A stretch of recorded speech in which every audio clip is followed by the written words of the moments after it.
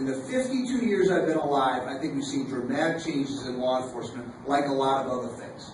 I was born about a month after President Kennedy was assassinated. Back then, if you look at the old tapes, those Dallas police officers are all carrying revolvers, all right?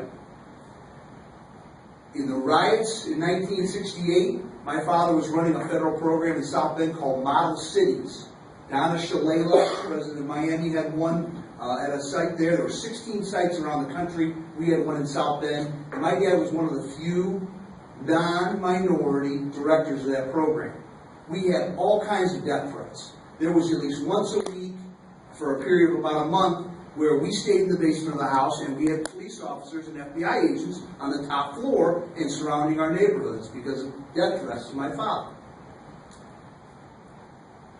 Fast forward to the 1980s and the war on drugs. I don't think there's any doubt that law enforcement was outgunned.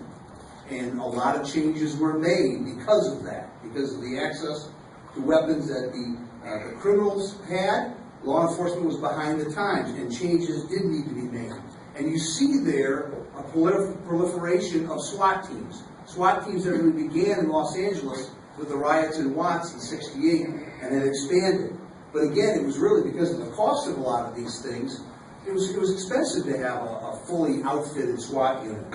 But more and more units and more police forces tended to go that way. Now, in 1985, I spent a year in Belfast, Northern Ireland, where I was teaching and coaching basketball. I took a year off from school. And if you ever were in Belfast during this time, when the Troubles were still going on, the streets were patrolled by British soldiers in armored vehicles. And you couldn't see the driver. You saw one British soldier out the top with a weapon pointed at various things as they patrolled the streets. You also, throughout Belfast, saw their version of the National Guard. Regular citizens who were drilling, and they would walk the streets. Now, this wasn't in the wealthier areas. This was all in the poorer areas. Poor Christian, poor Catholic, and poor Protestant areas. But then you saw a dramatic militarization, and nobody wants to live through that. If you've been to Belfast recently, I was there a couple of years ago, that's all gone. But that made quite an impression on me.